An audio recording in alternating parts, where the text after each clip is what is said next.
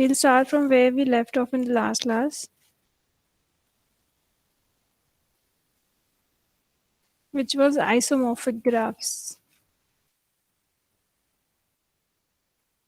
So two graphs G1 and G2 are said to be isomorphic if the number of components, that is vertices and edges, are the same in both the graphs and their edge connectivity is retained. Okay, we'll see how this becomes true. Let's see. Suppose if G1 is equivalent to G2, we say that G1 and G2 are equivalent. Then VG1 is equals to VG2. Uh, Degree sequences of G1 and G2 are same, number one. And number two thing, second thing is if the vertices, that is in both the graphs, names of vertices would be different, but the connectivity or number of edges incident on the vertices would be same.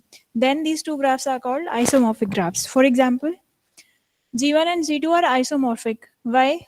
Because if you open G1, it will look like G2. Okay. And but because this is not a vertex. Okay. If it's a vertex, because edge is BE and AC. This is complete edge. This is not a vertex, right? So if you open this up, G1, you will get G2. So G1 and G2 are isomorphic.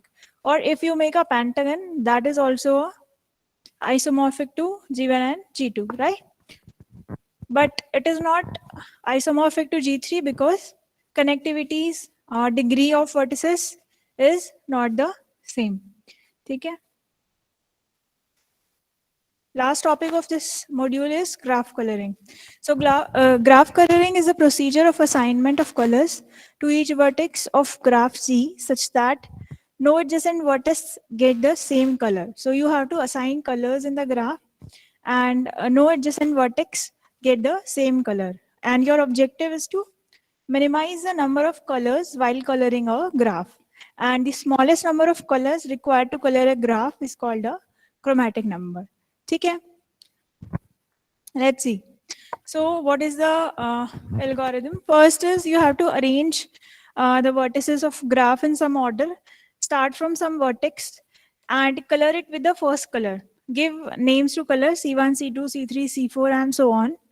And first vertex, so first vertex should be colored with C1. So second vertex should be second vertex that is adjacent to C1. All those vertices that are adjacent to C1 will not get color C1. They'll get color C2. Now next, all those vertices where you have given C2, you will see what are the edges incident on that. And you will start coloring with C1 again. Let's see. You will start with A. So you give C1 over here. So because this edge, and this edge, these three are adjacent. So you will give C2 over here, C2 over here, and C2 over here. Now you start from B. Okay. From B, you can see it's connected to C as well as E. So to give color to C, you can color it with C1. Why? You want to color it with minimum number of colors. You can also color it with C3. Okay, but you want to use minimum number of colors. So you will color C with C1. Then for E, you will start again. You have color C1, C2. Start always with the minimum number color. So you will color it with C1 again. So you can see if you color it with C1, if you color E vertex with C1, all the adjacent vertices are C2. Okay, so what is the chromatic number of this graph? 2. You only require 2 colors. 2 minimum number of colors is 2 to color this graph. Okay. Then for this graph, if you start from here, let's say you start from here, this is C1. So you can give C2 to this, you can give C2 to this. Can you give C2 to D? No, because D is connected to both A and B. So you cannot give C1 and C2 to D. You need to give third color. Why? Because D was connected to C1 and C2 both. right? So you need to color it with C3. Then for E, which color? E is connected to C and A. C is having 2, C2, and A is having C1. So E will be colored with C3. Good. And what about F? C1. So you will start with C1, and you can see that F is connected to C2 and C3 only. So you can give C1 to this F. Now, what is the chromatic number of this? 3. Okay, online students, this is clear? Yes, ma'am. Okay. Ma'am chromatic number एक बार बता दीजिए फिर से. Chromatic number is the minimum number of colors required to color a graph. Maximum कितने हो सकते हैं इस ग्राफ में colors? 1 2 3 4 5 6. Maximum 6 colors से आप इसको color कर सकते हो. क्यों कर सकते हो? 6 vertices हैं, हर एक vertex को अलग अलग color दे दो, है ना? मैक्सिमम 6 से कर सकते हो. मिनिमम कितने से कर सकते हो? मिनिमम 3 कलर्स चाहिए आपको, है ना, कलर करने के लिए, such that no adjacent vertex is having same color. So minimum number जो है that is called a chromatic number. 3 is chromatic number, 4 5 6 is not. ठीक है? Okay ma'am. इसी तरह से ये वाला ग्राफ है, यहाँ से आप कलर करना स्टार्ट करोगे, ठीक है? तो you will get chromatic number 3. Again few more examples. Then let's come to bridges. So an edge in a undirected graph, undirected connected graph is a bridge if removing it disconnects the graph. If you remove an edge and this graph is disconnected, then you will say it's a bridge. Okay, why do we need bridges? Because in network, what happens is we need to identify bridges, points, links basically, for whose failure, if those links are failed, in that case, connectivity between the network is lost. So you need to identify bridges in your graph, है ना? So that is why bridges are important. Now you have to, in exam question will be asked like graph is given to you, you need to identify all the bridges in your graph. So you need to start working with checking with all the edge. So this is the first edge. If you delete this edge, will graph become disconnected? No. If you delete this edge, it will not be disconnected. If you delete this edge, it will not be disconnected. But if you delete this one, so it will be disconnected into two components, right? So this is a bridge. Also, this is also a bridge. 3 4 edge is also a bridge. Why? Because it will disconnect it into 0 1 2 3 and 4, two disconnected components. Okay. Similarly, articulation point. So bridges is for edges. Articulation point or cut vertex is a vertex, is for vertex. So if you delete this 0 vertex, so all the edges incident on this vertex will be deleted. So this would be deleted, this would be deleted, and this would be deleted. If you delete 0 vertex, in that case, again, you will be having two disconnected components, right? So this is a cut vertex. 0 is a cut vertex or articulation point. Okay. So that's all in module graph theory. We'll start with the automata today.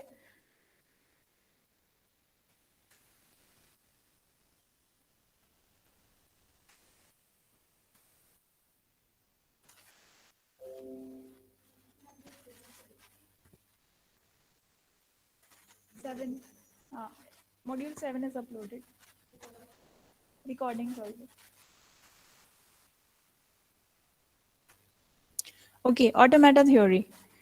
तो machine क्या करती है? Performs useful work when given instructions. ठीक है? It has capability of processing the instructions or input to solve a set of problems. We would like to develop an abstract model of humans. That is, in this subject, we are going to study few machines that recognize a language. For example, we are speaking English. We want machine to understand it. Okay, so that's very complex thing. Okay, so in this subject, in this basically module, which is automata theory, where you are going to design automaton, or you will call. We'll see what our automata is. So it will recognize some language. And what kind of language? A regular language, context-free language, recursive enumerable, non-recursive enumerable. These are different types of languages that you find. Okay? Simplest one is regular language. So what is a regular language? For example, you have strings like simple epsilon. Epsilon is nothing. Okay, then you have A, then you have B, and then you have AA. So all the strings made of A and B. Okay, and you want machine to recognize this. Okay, you want machine to recognize only A and B. Or in the simplest form, you can say zeros and ones if you want machine to recognize it. So that's very simple. Binary language, you can make a machine, है ना? So this is simplest language. Regular language is simplest language. अब every language जो भी यहाँ पे लिखा हुआ है regular, context free, इन सब की कुछ properties होती हैं, ठीक है? Because आपके syllabus में बहुत ज़्यादा depth में नहीं है, but try reading it कि किस तरह की होती है. कंटेक्स्ट फ्री लैंग्वेज होती है, इस तरह का फॉर्मेट होता है कंटेक्स्ट फ्री लैंग्वेज का कि लेफ्ट से कुछ भी जनरेट हो सकता है राइट में, ठीक है? जैसे स्टार्ट सिंबल अगर आपका ए है तो for example 0 to the power n and 1 to the power n. This is context free. Context free क्यों है? क्योंकि आपको याद रखनी पड़ रही है n की value. So 1 number of occurrences of 1 depends upon number of occurrences of zeros. ठीक है? तो you have some memory. तो जिन लैंग्वेजेस में कुछ मेमोरी पार्ट हो, ठीक है, that is called a context free. अब इसमें A B A B B इन सब में कुछ भी रिमेम्बर करने की जरूरत नहीं थी, ठीक है? तो that is a regular language. Context free में क्या है कि आपके पास एक मेमोरी होगी, ठीक है? इसी तरह बाकी लैंग्वेजेस होती हैं जिनके अपने कुछ प्रॉपर्टीज हैं. आगे देखते हैं डेप्थ में कैसे है. सो ऑटोमेटा थ्योरी क्या है? It's all about designing machines, designing such automata which can recognize languages. ठीक है? Study of machines.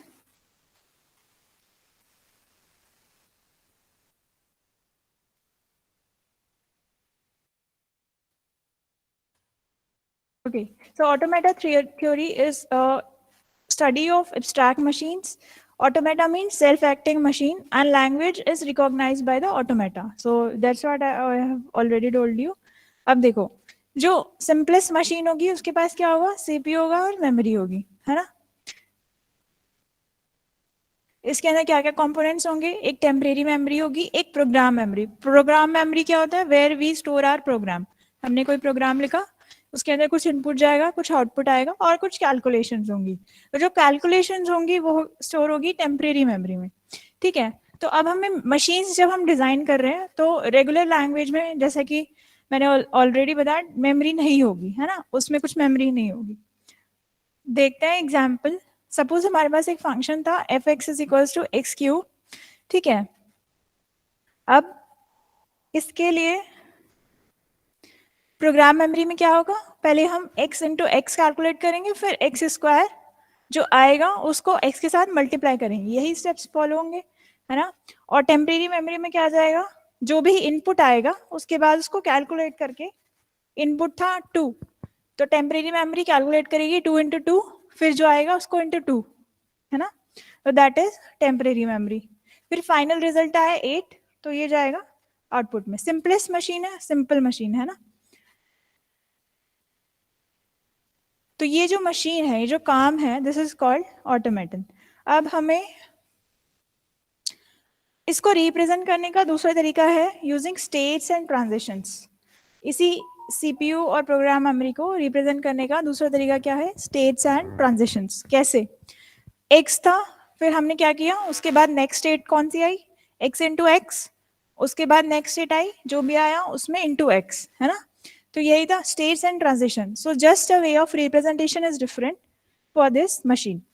नाउ हम स्टार्ट करते हैं फाइनाइट ऑटोमेटा से. तो फाइनाइट ऑटोमेटा जो होता है रेगुलर लैंग्वेजेस के लिए होती है. रेगुलर लैंग्वेजेस एक्सेप्ट कर सकता है finite automata. Push down automata कुछ अलग टाइप की लैंग्वेजेस एक्सेप्ट कर सकता है. और ट्यूरिंग मशीन सबसे बेस्ट मतलब इनिशियली जहाँ पे मशीन स्टार्ट हुई थी वहां पे ट्यूरिंग मशीन सबसे बेस्ट टाइप की मशीन थी जिसमें बहुत सारी लैंग्वेजेस एक्सेप्ट हो सकती थी, ठीक है।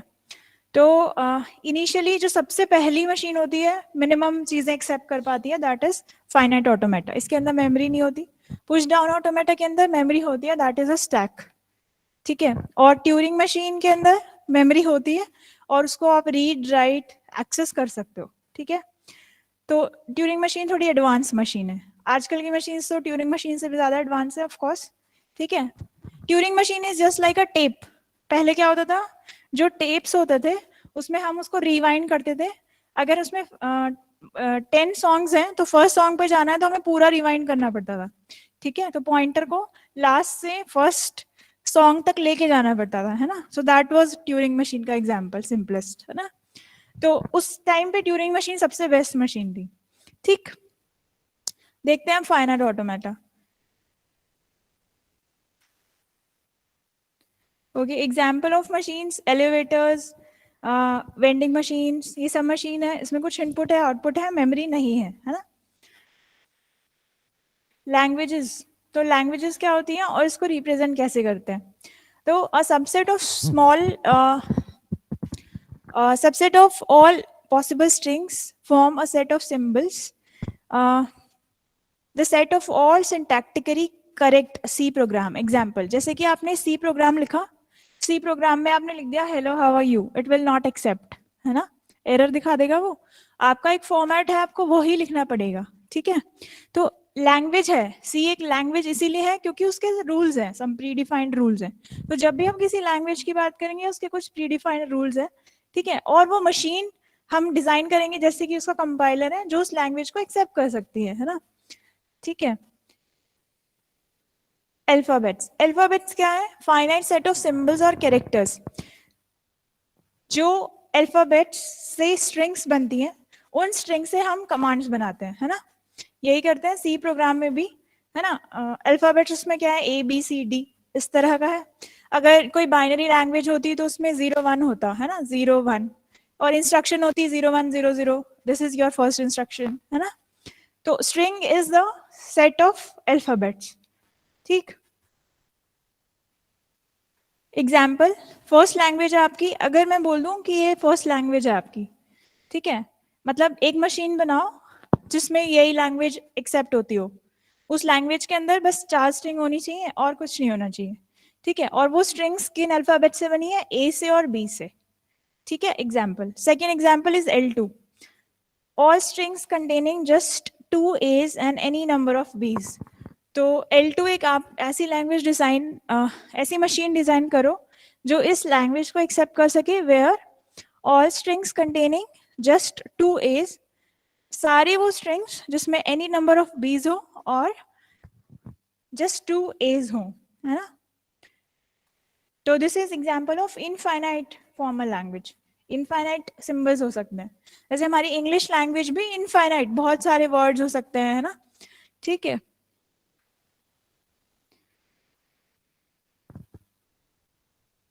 अल्फाबेट्स, अल्फाबेट्स जब हम डिनोट करेंगे तो सिग्मा, ये जो सिंबल है sigma, this is use to represent alphabet. जहां पे भी सिग्मा आया ये बता रहा है किन अल्फाबेट्स को यूज करके हमारी लैंग्वेज डिजाइन हुई है, ठीक है। जैसे कि sigma is equal to this, तो जो हमारी लैंग्वेज बनेगी उसके अंदर कुछ ऐसे सिंबल्स होंगे, epsilon, sorry, left parenthesis, left left parenthesis, left right parenthesis, right, because it's having only two symbol which is left parenthesis and right parenthesis, है ना। strings combination of alphabets होता है।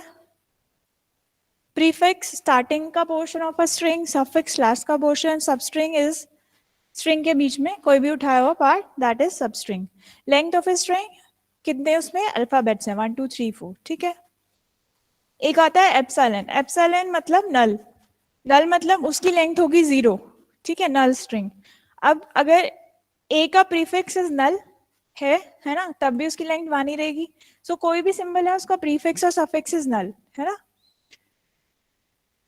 कंकैटिनेशन, आप इस पे बहुत सारे ऑपरेशन कर सकते हो, कंकैट कर सकते हो स्ट्रिंग्स को, exponentiation, reverse, this is Kleene closure. Kleene हमने पढ़ा है ना, लीन क्लोजर. देखते हैं क्या है. Sigma was alphabet. Alphabets of length 0 कौन सा होता है? एप्सिलॉन होता है. अल्फाबेट ऑफ लेंथ 1 कौन सा होगा? ए और B. So epsilon A B, A B B, A B A B A. ठीक है. सो इस तब इन सब का यूनियन, सबको मिला के जो लैंग्वेज बनेगी, दैट इज लीन क्लोजर. ठीक है.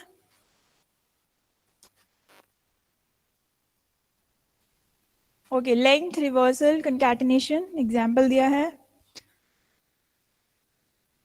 w to the power n means w repeating n times. ठीक है. And w to the power 0 means null. Length w of length 0 है ना. सो ये क्वेश्चंस हैं, ये आपको बताने हैं. अच्छा, इन दोनों का यूनियन करेंगे तो कितने एलिमेंट्स आएंगे? फर्स्ट इसका और इसका यूनियन करेंगे तो कितने एलिमेंट्स आएंगे? 5. ठीक है. ऑनलाइन स्टूडेंट समझ आ रहा है?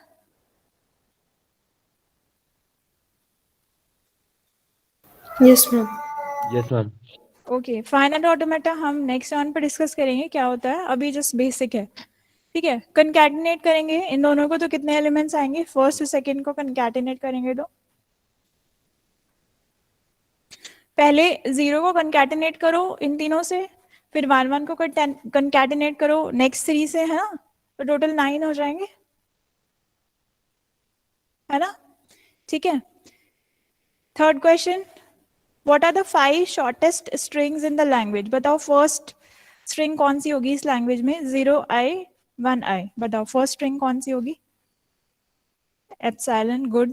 सेकंड 0 1. देन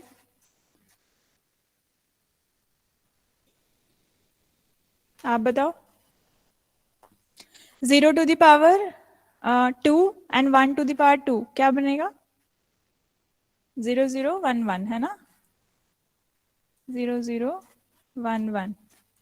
फिर 0 0 0 1 1 1. ये 4 हो गई. ऐसे ही फिफ्थ हो जाएगी. ठीक है. These are the 4 shortest strings in the language. ठीक. I की वैल्यू पहले हमने 0 रखी थी, तो 0 to the power 0 and 1 to the power 0 is epsilon. फिर I की वैल्यू 1 रखी तो 0 1, है ना. नेक्स्ट बताओ पासेट. पासेट में कितने एलिमेंट्स होंगे? ऑनलाइन स्टूडेंट्स बताएंगे. 8. 8. गुड. ठीक है. That's all for today.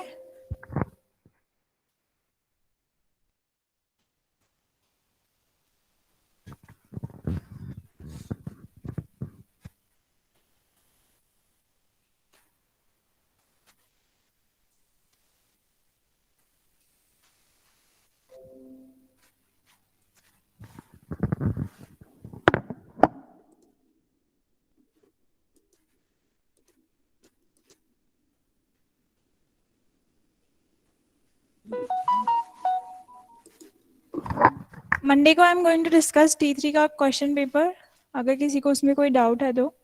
ठीक है. और I have also uploaded the updated marks. Question 6 में मार्क्स अपडेट हुए थे. ठीक है. I'll just call out names for attendance. Gaurangi is there in the meeting. Yes ma'am. Gaurangi, I have checked your copy 3 times. Your writing is extremely poor. और जिन बच्चों की writing बहुत खराब है, नेक्स्ट T3 में फाइनल एग्जाम में किसी को मैं नंबर नहीं देने वाली हूँ. इतना मुश्किल होता है. एक तो ऑफलाइन सॉरी ऑनलाइन पीडीएफ्स को वो रोटेट करके आप लोग अपलोड कर देते हो, ऊपर से राइटिंग इतनी खराब है, स्कैनिंग इतनी खराब है. I have really checked your copy 3 4 times. Ma'am, but I have written 3024 only in the answer.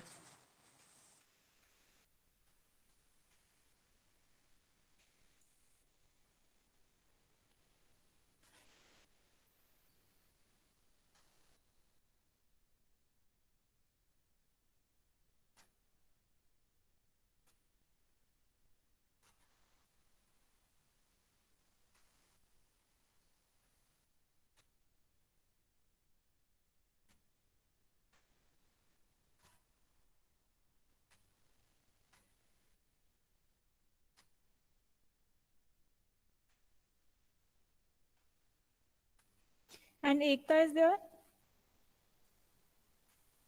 Yes, ma'am. एक तो पहले आप लोग मेल लिखते हो किसी को, प्रॉफ को स्पेसिफिकली, तो just mind your language. Should I read out what you have written in the email? Ekta?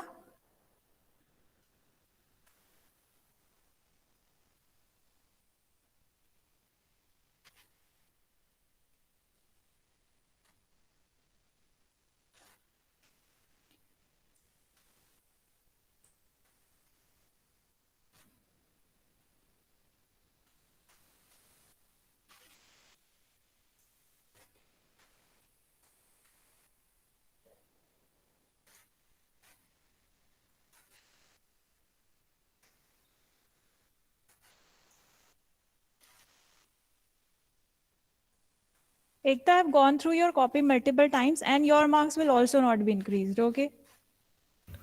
Oh, ma'am, on test day you said you have received my mail. That's why.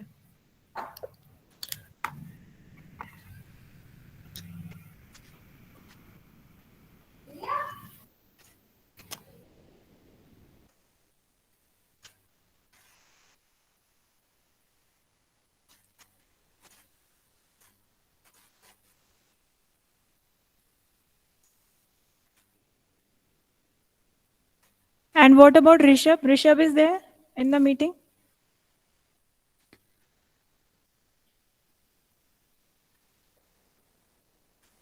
Rishabh is not there, है ना? Yes, ma'am. Rishabh Nanda. Rishabh Nanda.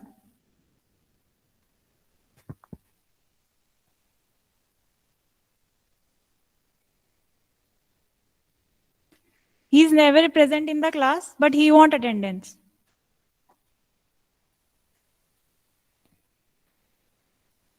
Shivam Agarwal.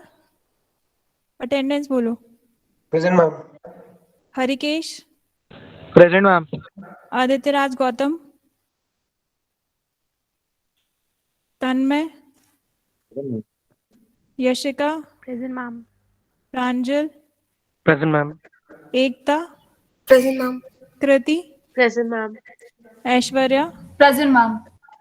चेतना. Present, ma'am. Next time किसी की writing खराब हुई ना copy में, I will give 0, straightforward 0, चाहे answer सही हो गलत हो, ठीक है? चेतना. चेतना प्रेजेंट थी? Okay. Abhiram. Present, ma'am. Rajat. Present, ma'am. Shivam Singh. Present, ma'am. Yash Jain. Present, ma'am. Kaustubh. Present, ma'am. Yash Sharma. Present, ma'am. Aditya. Riya Jain. Aditya Pokhriyal is absent. Riya Jain. Ritvik. Present, ma'am. Athar. Present, ma'am. Dhruv. Present, ma'am. Saumya Goyal. Present, ma'am. महिमान Jain. Present, ma'am. Rishabh Nanda.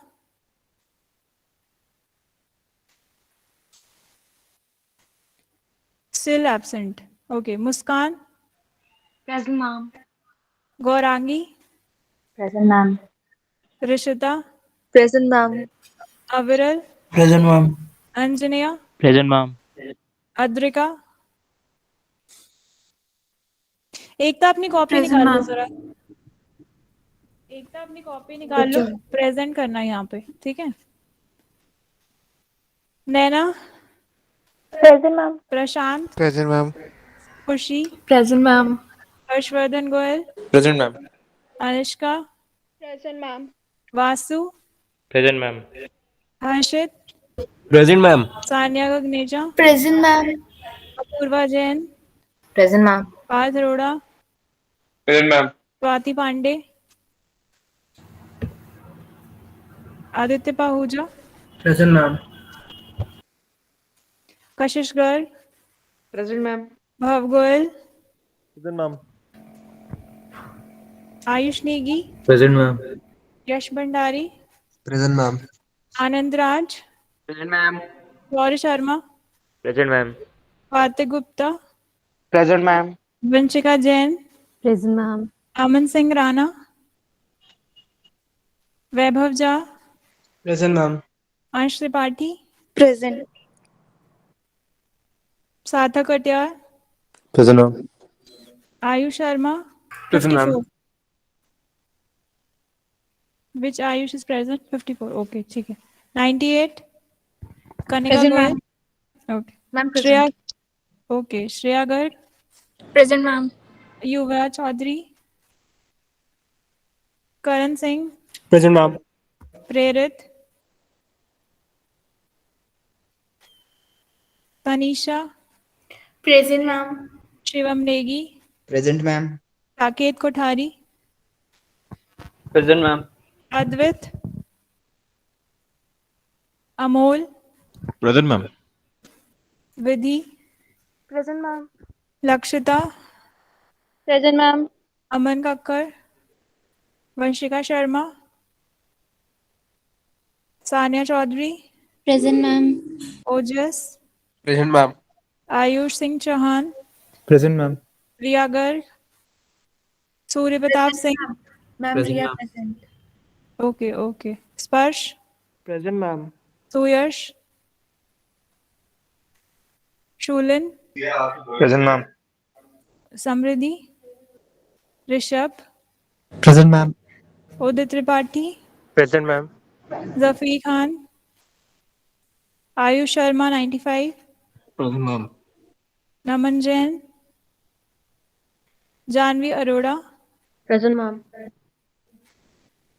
Naman Jain is present. Okay.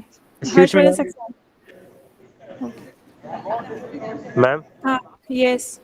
ma'am, can you tell me how much marks I got in question number 12? Question 12 में पूछ रहे हो कितने marks मिले हैं? Yes, ma'am. Ma'am, 20803018 Riya Jain present. पहले क्यों नहीं बोला? मैम माइक नहीं चल रहा था, वो सेटिंग्स में एयरपॉड से कनेक्टेड नहीं था. नेक्स्ट क्लास में याद दिला देना. I will update.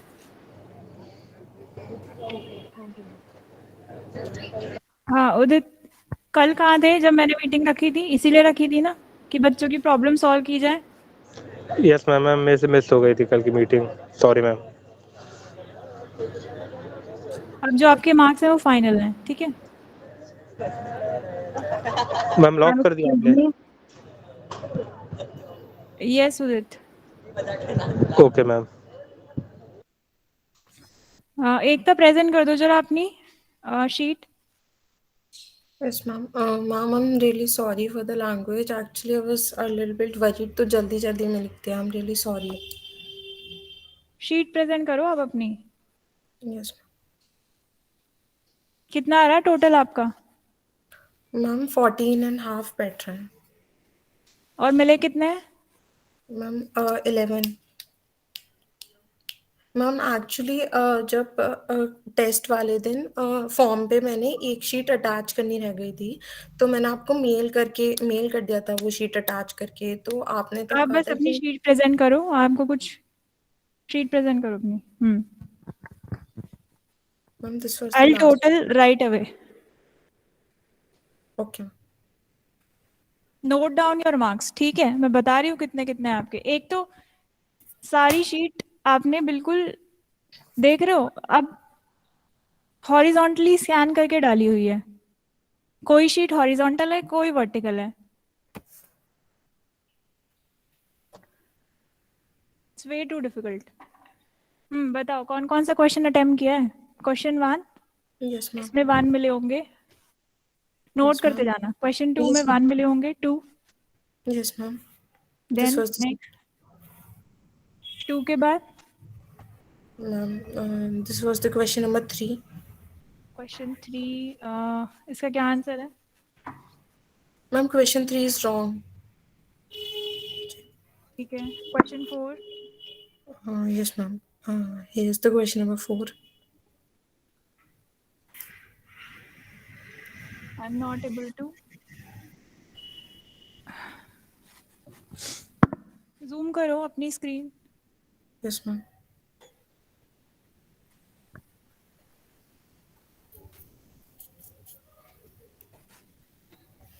क्वेश्चन 3 पे जाओ ना। अच्छा ओके।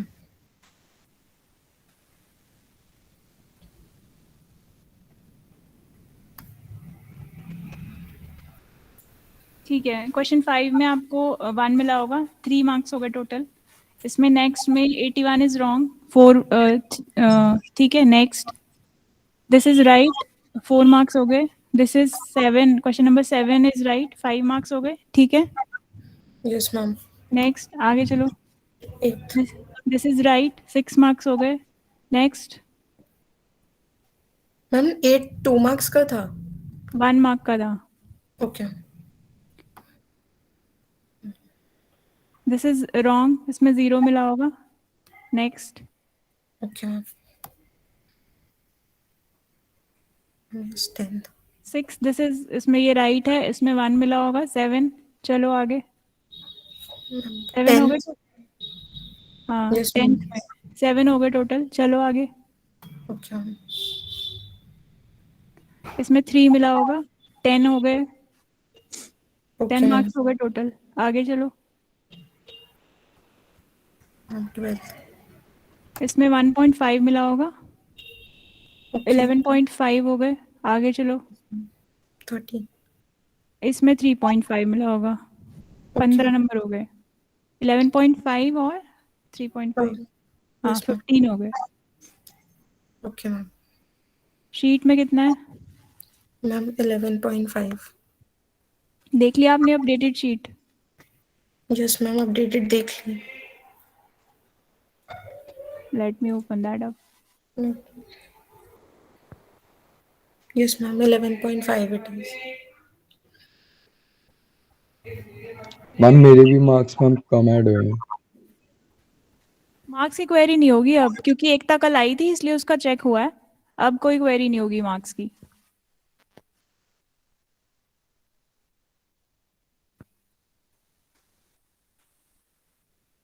बाकी लोग लीव कर जाइए मीटिंग प्लीज। मैम 3 मार्क्स का है मैम। नहीं, आज तो कोई क्वेरी होगी ही नहीं। Ma'am, sorry about the handwriting part, but I wrote 3024 only in the answer. Ma'am ये 6th का आंसर 3024 था। हाँ 3024 था। मैम मैंने तो वही लिखा, उसमें 0 मिला है। मैम मुझे भी 0 मिला इसमें, कल आया था, आपसे बात करी थी। मैम मैं भी Even आया I था have कल। got 0 in the आप लोगों यस ने मैम। अपडेटेड शीट देख ली कि नहीं? मैम देख Yes, लिया, हम ma'am. नहीं पढ़े उसमें। Yes ma'am.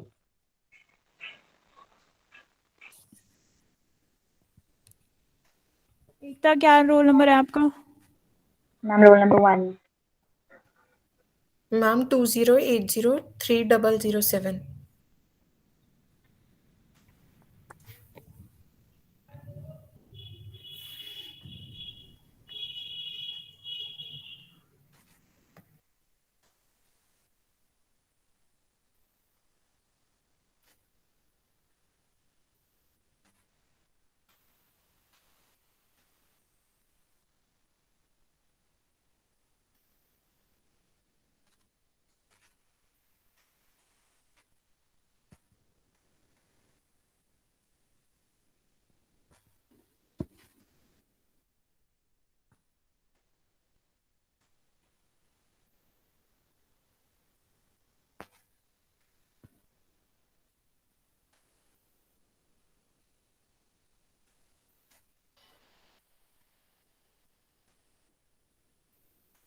और कौन कह रहा है किसके अपडेट नहीं हुए?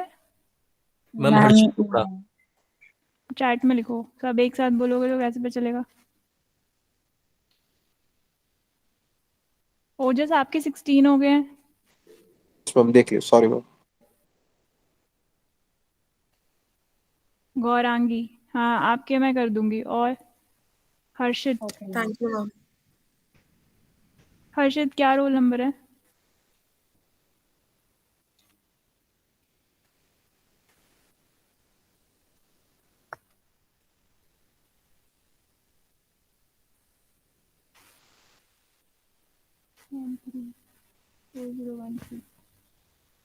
हम्म, 13.5 हो गया हर्षित आपके 12.5 से। Yes ma'am. तो फिर मैम अपडेट नहीं हुए ना। अपडेट कर दिए थे मैंने शीट में। मैम लेकिन वहाँ 12.5 ही दिखा रहा है। आपकी वाली शीट में 12.5 लिखा है। Yes ma'am. मैंने शायद पुरानी शीट तो नहीं अपलोड कर दी, लेट मी चेक। मैम शायद आपने कल 6th में बढ़ाए नहीं थे। नहीं, अभी मैम ने सुबह अपलोड करी है, अब हो गया है। 13.5। हर्षित आप अपनी शीट दोबारा चेक करो, 13.5 ही है आपकी शीट में जो ओके मैंने मैम, कर गूगल रहा हूँ। पे डाली है।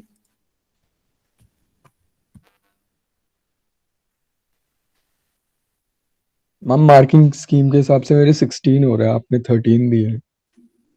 किसमें, किसके कौन बोल रहा है? मैम सुयश। सुयश, एक मिनट, रोल नंबर बताना अपना।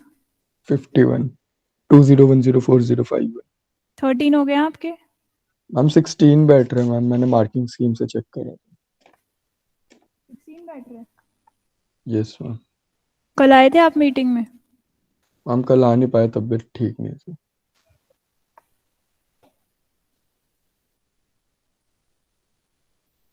अब अपडेट नहीं होगा। और कोई, और किसी की कोई प्रॉब्लम है तो बताओ। Thank you ma'am ma'am. 3 marks का है मैम। हर्षित जाके अपनी कॉपी चेक करो, ठीक है, शीट फिर से चेक करो। और आयुष, आपकी क्या प्रॉब्लम है? आयुष अनकने का। मैम मेरी तो वही प्रॉब्लम, मैम T1 के मार्क्स अपलोड नहीं हुए हैं, मैंने मेल किया था आपको। क्या अपलोड नहीं हुआ है? हाँ वो मैंने एग्जाम सेल को बोला हुआ है, वो नहीं कर रहे तो बताओ मैं क्या करूँ। मैम फिर इसमें प्रॉब्लम तो नहीं हो जाएगी ना बाद में? यहाँ तो एब्सेंट मार्क हुई भी है। हम्म, अ, अभी वेट कर लो, वैसे सबको पता है तुम्हारा केस ऐसा है तो कोई इशू नहीं है। What about you Ayush? Ma'am 3 marks का है मैम, 1 मार्क कर दो तो नहीं बोलता मैं। सुयश, मैं बार बार वो कॉपी चेक नहीं कर सकती ना। मैम मैं डिस्प्ले कर देता हूँ मैम, बस आप एक बार टोटलिंग कर कौन दीजिए। से क्वेश्चन में आपको ऐसा लगता है? मैम कोई 3 मार्कर है मैम, उसमें मेरे को लग रहा है नहीं दिया आप। जिस क्वेश्चन में लगता है वही क्वेश्चन चेक होगा, बताओ कौन सा क्वेश्चन है। मैम अब पता नहीं ना मैम, आपने किस में दिया है किस में नहीं दिया। चलो डिस्प्ले करो अपनी copy. Yes ma'am.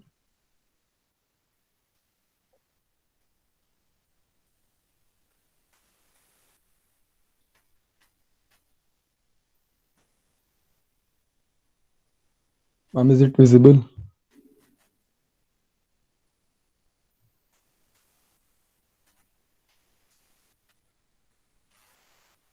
Ma'am no, it's not visible at all.